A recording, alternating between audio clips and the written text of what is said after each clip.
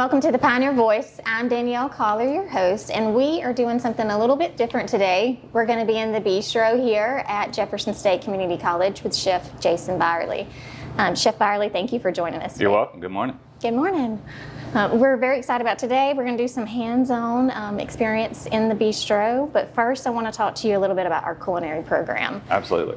So could you give us a little information about our culinary program and where we can find information about it? Yeah, so we are the longest running accredited program in the state of Alabama. We offer 4 degree options. We have a culinary science degree, a culinary apprentice degree, a pastry degree, and now we have a new degree option, a catering and event planning, which we're very excited about. There seems to be a lot of interest in that. The best place to find information about our program is on the website. This is the Jeff State website. Search out Culinary and Hospitality Institute, or just swing by and come have lunch with us or something like that. That's awesome. Thank you. So let's talk a little bit about the accreditation here in our culinary program.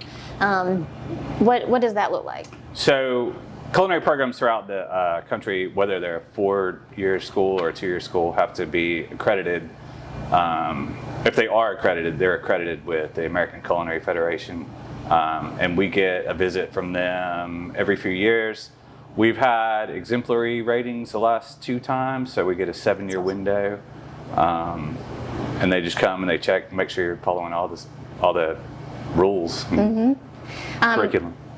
That's great. And so we said we're in the bistro. Can we talk a little bit about the bistro? What is the bistro here? So the bistro is a classroom, restaurant, animal. This thing, when students typically come to me, they're about halfway done with the program.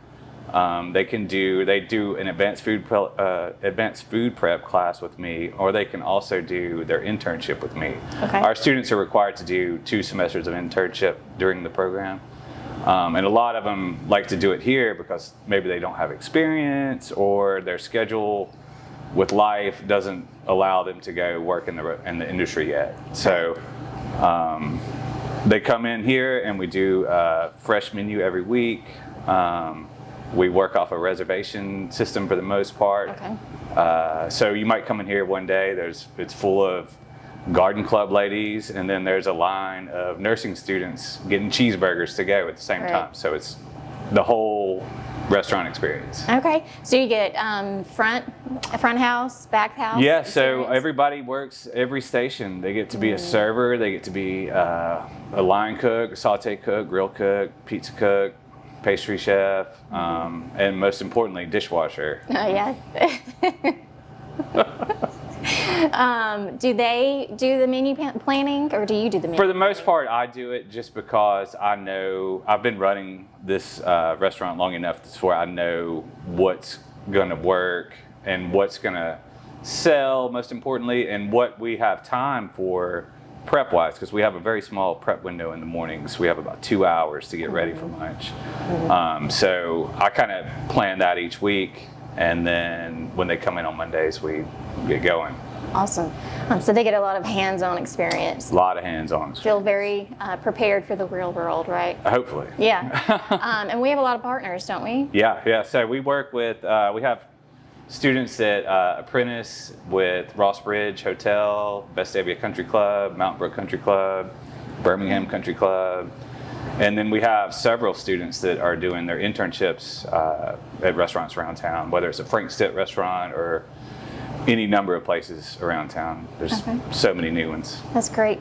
Do you have any examples that you can give where students have gone out there and they've either started their own business or something of that sort? Yeah, so we've had over the years, just the ones that I've seen that I've been in contact with. We've had students that have graduated and moved on. We have some that are in Colorado, some that are in North Carolina, Virginia, kind of all over the country.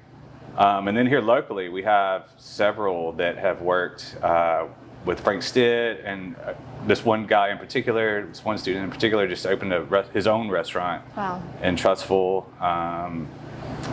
Lots of personal chef kind of kind of jobs out there too that these kids are doing. So yeah, and you mentioned the catering, so that must be right. So everybody knows event planning and food trucks and things like that are kind of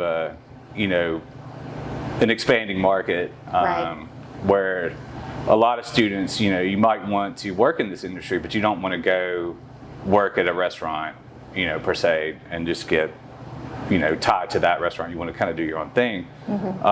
Hopefully this will give them the experience and the knowledge where they can kind of venture out into the food truck world, which is a completely different ballgame. Yeah, that's awesome.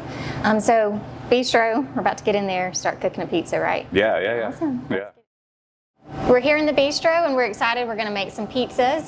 Chef Bierley, can you tell us a little bit what kind of pizzas are we going to make today? Yeah, so as I said before, our menu changes every week. So we'll always have like a fish entree, a chicken or a pork entree, a couple of sandwiches, a couple of salads, and then we'll always have at least one pizza or flatbread. This last week we did a pizza and a calzone. So just kind of mixing it up a little bit. Yeah. So today we're going to do a pesto steak flatbread and a pesto steak pizza and a vegetable pizza. Okay. So one of the things that our students, when they come into the bistro, into this class, a lot of them have never worked in restaurants before. So they might come in and they're just kind of spellbound. They don't really know what they're doing or what they're supposed to do. There's all these weird sounds and everything's hot and dangerous. So there's a big learning curve of what they have to learn. Right. One of the most important things that I like to drive home is the importance of being organized, clean, working fast, and a lot of times that's reflected in the students' mise en place. Mise en place, as everyone knows, is having your station set up. It means everything in its place. Right. You can be having a nice, smooth lunch, and if your mise en place isn't right, it can go south real fast. Right. So it's very important that they work that way in the mornings. They learn how to write prep lists. They learn how to make a prep list from reading the menu, and then how to set up their station for success, hopefully. Okay. So we make this pizza dough in-house. Everything we do today, this is all stuff that we made in-house. We've got two different sauces we're going to use. We do a spinach pesto and a romesco sauce on the other pizza. Romesco sauce is a Spanish sauce. It's roasted peppers, tomatoes, typically almonds, sherry vinegar, pureed. It's real nice. And then the pesto is spinach, basil, pine nuts, Parmesan, olive oil, lemon, normal stuff. So, and another thing that they learn when they work in here is how to work under pressure, right? So we're going to be making these pizzas. You and I are going to be making them at a leisurely pace. When it's real open up, the ticket printer is going off. I'm yelling at them. It's hot. The servers are, asking them 100 questions. So they have to really be able to focus and yet communicate effectively with everyone else on the team. So, so we're going to start with our dough. And kind of the method that I use my two fingers right here. There's stretching pizzas is like skinning cats. There's a million ways to do it. This is the way that works for me. Other people do it other ways. I take my fingers like this, and I'm going to push down on the outside. And as I push, so spread your hands out. Look at that. There you go. Okay. When I push down, I'm going to spin it. Mine's not spinning. Do I need more flour? Yeah. There you go. See how I'm doing that? And then it looks like a big ravioli. You look like a pro. Perfect. Then you're going to pick it up and you're going to use this part of your hand, your palm of your hands, and you're going to stretch that middle part out. And this whole time, somebody's asking you questions. There's people at the bar sitting there looking at you. There's ticket printer going off. There's me telling you to hurry up. It's hot. It's hot. You're nervous. Yeah. So as you start stretching it out, you'll see you can let gravity kind of take over from there, right? As you go thinner and thinner, you get it about 8 or 9 inches. We'll take our knuckles and our fingertips and stretch it like this.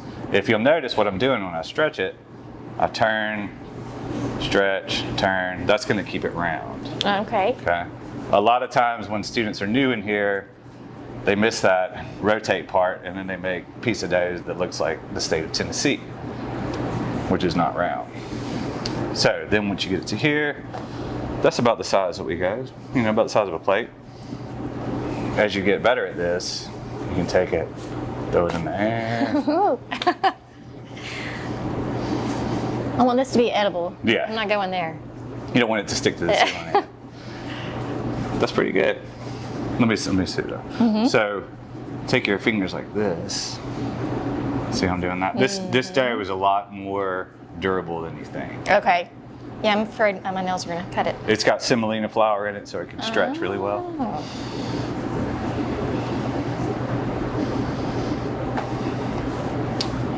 That's pretty good. So then when you put it down to build your pizza, you kind of want to put it down and make sure that it slides. But you don't want to have too much flour? A ton of flour under it, because you're going to put it in the oven and it's going to burn. Oh, okay.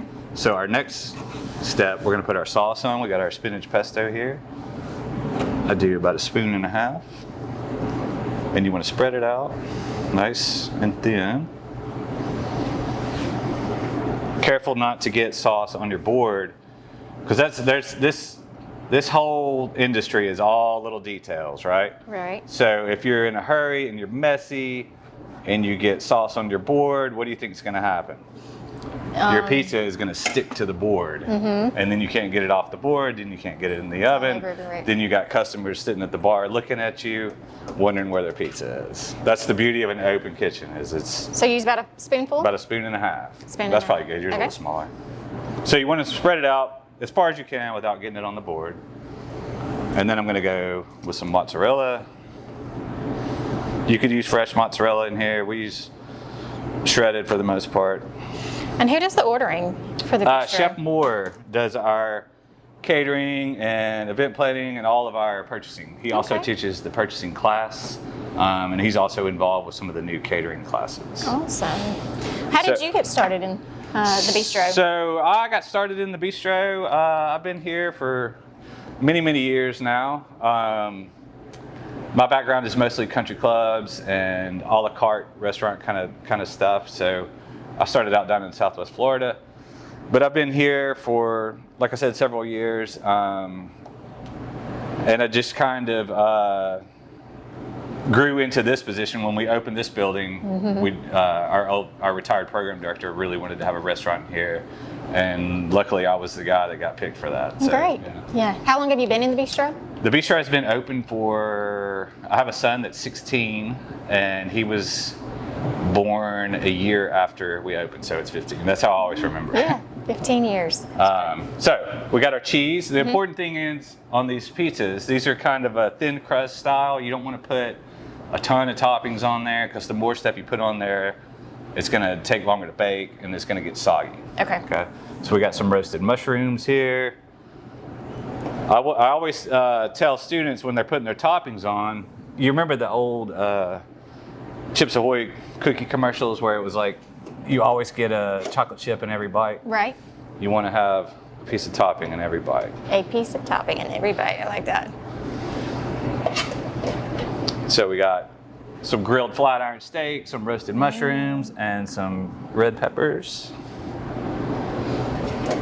And so also I try to drive home with the students is color, right? Because you want to see some bright colors. You don't want just a bunch of brown and green stuff. You want some other colors to contrast that. And then we're gonna go with some feta last. Everything's better with feta, right? All right. Love cheese. And then lastly, we'll do a little salt and pepper. You can do it like this.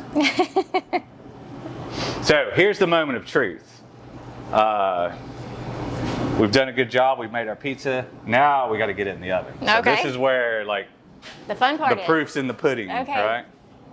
So you want to take a little bit of flour on here and then just kind of lift it up a little bit. And so it's a lot like the pulling the tablecloth off a table tray, Yes, right? yeah. It's a lot of students come in here in the beginning and they're digging with a shovel. You don't want to do that. It's Okay. nice and smooth, and this is almost parallel with the board, right? So you should be able to get it on there. It should slide. Okay. And when you're good, you can do it with 2 fingers, just like that. You're good. Okay. So then I'm going to take this and I'm going to put it in the oven. So you bring this over here and you set it in, and then you just reverse that process. Okay. Now your turn. All right.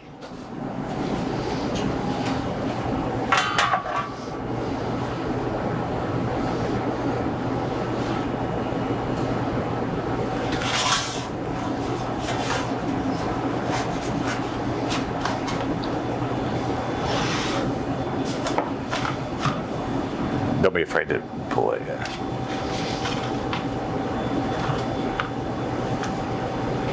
You make it look so easy. How many times have you done this in your life? Never. Exactly.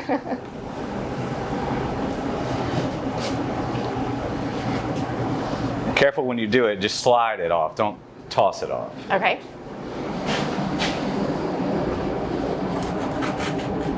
Perfect. All right. Excellent. So then we keep this oven at 550 degrees. So once this pizza hits this floor, the floor of the oven is 550 degrees. It's going to get a sear on it. You're going to get that nice crisp crust. Okay. So after about 30 seconds, we'll start moving them around closer to the fire so they'll get nice and brown. Okay. So I'm going to go ahead and move the one that I put in. And you just take this, and once you've got that little sear on there, you can move it around just like you need it. And how long again does it take? It takes about 2 minutes, Okay. 2 or 3 minutes. That's quick. Yeah. All right, let's make our vegetable pizza.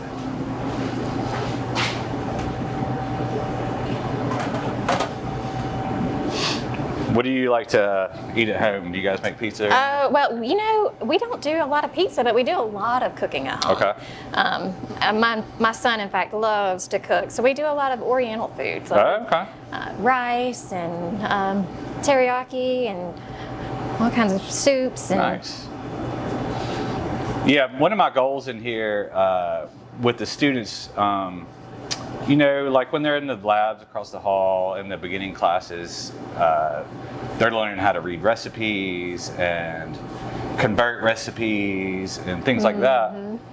When they get in here, I tend to focus more on techniques, where if they're grilling something, if they're sauteing something, or if they're braising something, or smoking something, poaching something, all the techniques, right? There's not, you can stand there and read a recipe and do exactly what it says, but you really don't know what you just did, right? You should be able, at this point, when they graduate and they move out into the world, they're going to go work in these properties, and they're going to need to know techniques and how these techniques work, what different factors affect the product, the end product. So, you know, and they're going to have to do it quickly, and they're going to have, you know, a lot of people 10,000 in the other kitchen. things. Yeah, other things going on. Why don't you try to throw it this time?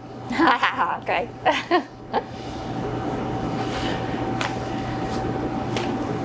The key is don't think about it. Just throw it up. Nice. And try to catch it with your knuckles. Knuckles, okay. There you go. There you go. And that also helps it stretch. Okay. The centrifugal forces, science. Look at you go.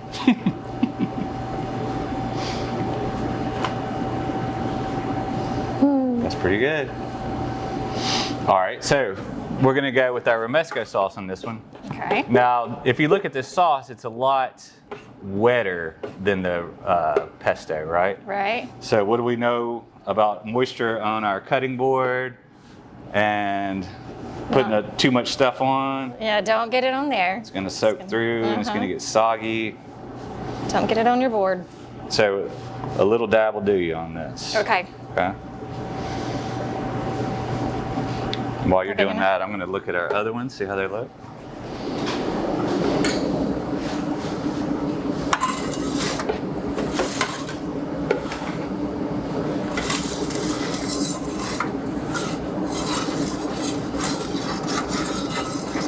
Danielle, Yes. are you sure you're not from Italy or something? That's pretty good. Thank you. So we're gonna do the same cheese, same mozzarella.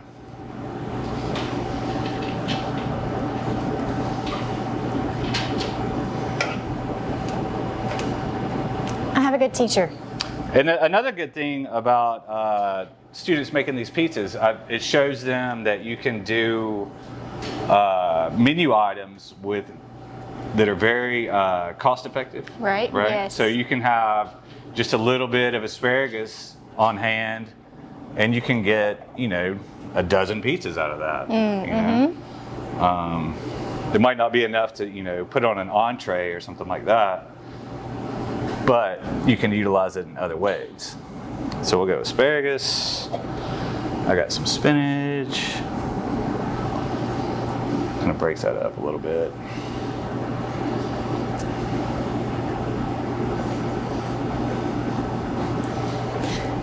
There's the spinach. Yeah. And then I got some tomatoes. So Again, color, right? We got these beautiful reds and greens. So when the customer gets that and you got that golden brown crust, it's going to be real nice. And then why don't you go ahead and season these? Okay.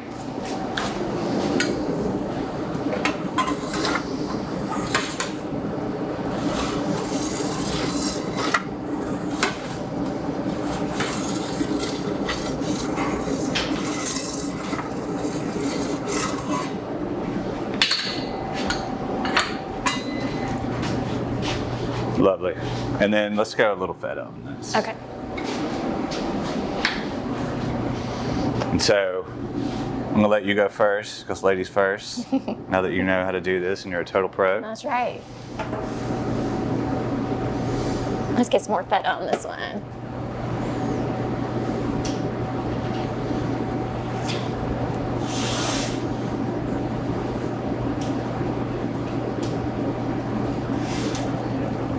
No pressure. This one first? No, do yours. mine first? Okay. And the salt. Nice. Nice. That's good.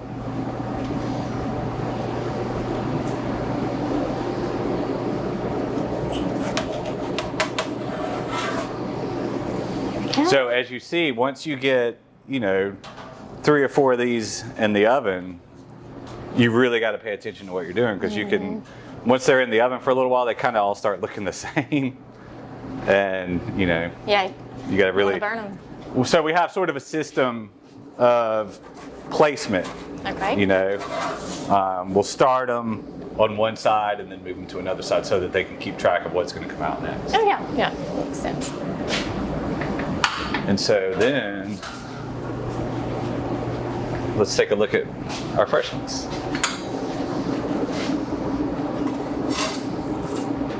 So, you see that? Oh, it's beautiful. See that beautiful golden brown crust? Look at that. Look at that. Oh, lucky. Just look at that. And then, so now these are seared. I'm going to go ahead and I'm going to scooch these up closer to the fire. And then when we serve these, we use just a chef's knife. We don't use a pizza cutter. I found that pizza cutters are always dull, and when you go to cut something, you just push the ingredients off. Right off of it. It's like a steamroller. So since we're gonna serve this, we need to put gloves on. Since we've already cooked it, it's ready to eat. That's another thing that the students have to learn. While we're making these pizzas, you don't have to wear gloves, but when you go to serve ready to eat foods, you got to take in all those sanitation lessons you've learned in your sanitation class. And so we cut it into 4, just like this. So how do people find out about the menu for the bistro? So for the most part, any kind of menu information I put on our social media pages. We have a Facebook page and an Instagram page, and you can just look us up, Bistro Provare. And then we have a lot of days where we might be closed for an advisory meeting. All the departments in the school have to have advisory meetings every semester. So this past week we had 2 of those. So we typically don't open on those days. So it's a good idea to check social media or give our front office a call so that you don't drive all the way out here. And do you call the front office to make reservations? Yes, that's right. You call Missy Deloach, our office manager, and she has the calendar. She books us out. We've already got some reservations for next semester, so you know it's a ongoing thing. So that's great. And it's better if you do call, because we do follow the school schedule. If there's a weather event or a holiday or things like that, you know, you might not know that we're closed for some random holiday, some random state holiday. You know? Okay. Or it might be semester break. Speaking of semester break, one of the things that is really challenging in here is I get a student, let's say you're one of my students, I get you for this semester and I get you all trained up and you know what's going on and you're great at making pizzas. Yeah. And then you're done. You move to another class and then I have to start over next semester. I have to find A whole new batch. the whole new batch. It's like a restaurant with terrible turnover. But the good thing is they're all motivated to be here. They're all here for a reason. They're all here to learn. So it makes it a little bit easier. Right. Yeah.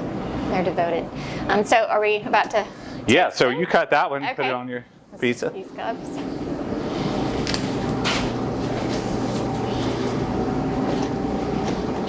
Oh, and we're gonna finish with some fresh herbs there and some Parmesan. Okay. So anytime we garnish our pizzas, when do you think you would want to garnish this? At the very end. Right, when it's on the plate. You want to garnish it here because it's all going to fall off. Right. Okay. Look at it, total pro. Got some fresh herbs. Got some shaved Parmesan.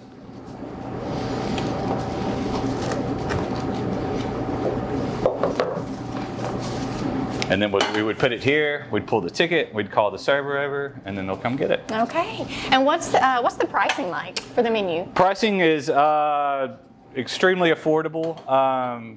Our prices vary from $5 to $13, depending on what you're ordering. We also get a lot of these garden clubs, church groups, things like that, where it'll be 20 guests all at once, and we'll do a 3-course menu for them, which we do for $20. And that would be a salad, 2 entree choices, and dessert. That's incredible. And so that gives the students a couple of different experiences as well. So like I was saying, this week we had 2 advisory meetings. So we closed, right? So when we do advisories, we do it like a banquet style, where everybody's doing the same thing. Just like if you worked at the country club and you had some sort of event with 40 people or something like that. Everybody gets the same thing, but it's all about timing, right? So we had that going, and then at the same time we did pop-up lunch in the lobby. So it kind of shows them, you know, Multiple we might be doing this in here, but we can also increase our revenue by doing something in the lobby if we have staff to do it. You know? And it also really helps our relationship with other people in the building if we're open and we can feed them. Yes. Because sometimes they get a little restless. Food's always good. So look at that. Yummy. Yeah. And we'll cut these just the same way and garnish them up.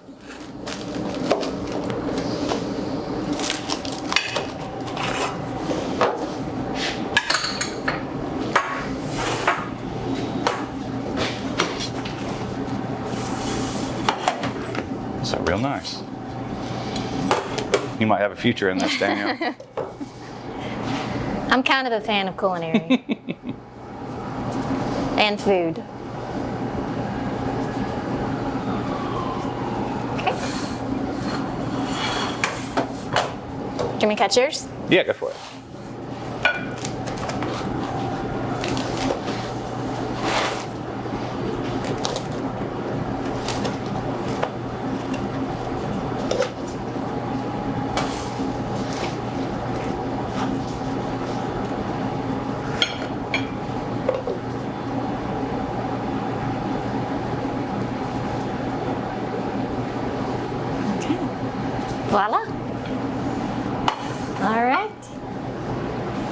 Well, thank you so much. I can't wait to taste them. Yeah. Are we going to go ahead and taste them? Yeah, why not? Yeah. I'm going to go with this one. I'm gonna go with yours. I'm gonna try yours. Okay. Look at that. Look at that crust. You got the nice color on there.